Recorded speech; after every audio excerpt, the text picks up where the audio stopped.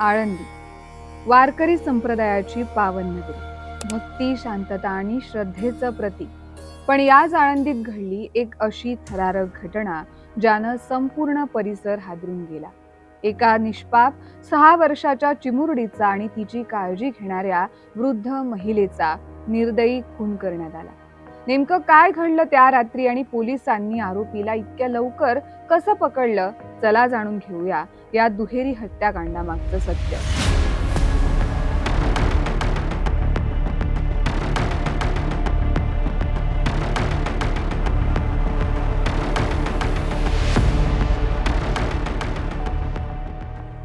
नमस्कार, मी तनया आणि आपण पाहताय हा न्यूज अनकटचा क्राईम रिपोर्ट. आळंदी परिसरातील केळगाव हनुमानवाडी ठाकरवाडीमधील एक साधं घर.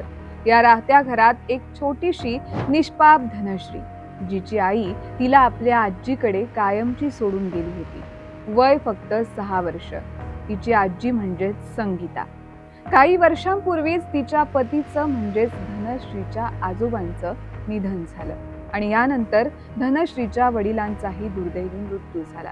यानंतर त्या निष्पाप धनश्रीची आई तिला संगीता यांच्याकडे सोपवून निघाली.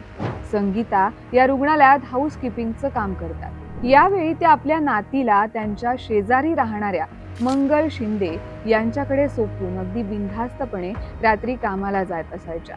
त्या रात्रीही त्या नेहमीप्रमाणे कामावर गेल्या आणि त्यांनी धनश्रीला शेजारी राहणाऱ्या 70 वर्षीय मंगल शिंदे यांच्या स्वाधीन केलं. त्या रात्री मंगल यांच्या घरात फक्त 2च जीव होते. कोणालाच कल्पना नव्हती की ही रात्र त्यांच्या आयुष्यातील शेवटची ठरणार आहे. मध्यरात्र उलटून गेली होती. सगळा परिसर शांत होता. तेव्हाच घरात प्रवेश झाला एका परिचित व्यक्तीचा. तो अनोळखी नव्हता, तो होता घरचाच माणूस, विश्वासाचा. पण त्या विश्वासानंच घेतलं भीषण वळण. संशय, राग आणि सूड या भावनांनी पछाडलेल्या आरोपीनं आधी वृद्ध मंगल शिंदे यांच्यावर हल्ला केला. त्यांचं डोकं भिंतीवर आपटलं आणि त्यांची निर्दयी हत्या केली. त्या आरोपीला मंगल यांचा खून करताना धनश्रीला जाग आली. धनश्रीनं तेव्हा त्याला पाहिलं होतं, म्हणूनच ओळख पटेल या भीतीनं त्या 6 वर्षाच्या निरागस धनश्रीचं उशीनं तोंड दाबून त्यानं त्या निष्पाप जीवाचंही जीवन संपवलं. सकाळ झाली. संगीता या कामावरून परतल्या आणि घराचं दार उघडलं. पण समोरचं दृश्य पाहून तिच्या पायाखालची जमीनच सरकली. रक्ताच्या थारोळ्यात पडलेला मंगल यांचा मृतदेह आणि बाजूला त्यांची नात, स्वतःची नात आणि शेजारी. एकच आक्रोश आणि एकच किंचाळी. माझा दरवाजा उघडा होता. मावशी मावशी केला तर काय आवाज नाही आला. मग माझ्याला हाताला धरून हलवलं. येत लागलेलं पाहिलं, पुरीला लागलेलं पाहिलं. मी बाहेर जाऊन आरडाओरडा केला. मग माझ्या पुरीला मावशीला धनला कुणीतरी काहीतरी केलं, आणलं आणि मारलंय म्हणला.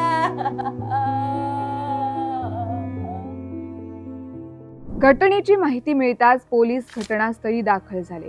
प्रकरण गंभीर होतं. तपासाची चक्र वेगानं फिरू लागली होती. सीसीटीव्ही फुटेज, तांत्रिक विश्लेषण आणि गुप्त माहिती आणि काही तासांतच एक मोठा धागा हाती लागला. आरोपी पळून गेला होता आळेफाटा परिसरात. पण पोलिसांनी हार मानली नाही. सापळा रचला आणि अचूक माहितीच्या आधारे त्याला ताब्यात घेतलं. आरोपीचं नाव विनायक भवारी. तो धनश्रीच्या आजीचा म्हणजेच संगीता यांचा दुसरा पती होता, म्हणजेच त्या मुलीचा नात्यानं आजोबा. संगीता आणि त्यांचं 2 वर्षापूर्वी सोशल मीडियाच्या ओळखीतून लग्न झालं होतं. पण काही दिवसांपासून त्यांच्यात वाद सुरू होते. तो वेगळा राहत होता कारण त्याचे एका दुसऱ्या महिलेशी संबंध होते आणि तो त्या महिलेसोबतही राहत होता. संगीता ह्या त्याला तिला सोडण्यास विनंती करत होत्या. यातून त्यांचा वाद हा टोकाला पोहोचला होता. चौकशीतून समोर आलं की त्याला संशय होता की मंगल शिंदे त्याच्या पत्नीला म्हणजेच संगीताला त्याच्या विरुद्ध भडकवतात. या संशयातून आणि रागातून त्यानं हे भयंकर पाऊल उचललं आणि मंगल शिंदे आणि त्या निष्पाप मुलीचा त्यानं निर्दयी खून केला. या घटनेमुळे मात्र संपूर्ण आळंदी परिसरात भीती आणि संतापाचं वातावरण निर्माण झालंय. एक छोटासा संशय किती मोठं न्युकसान करू शकतो याचं हे उदाहरण.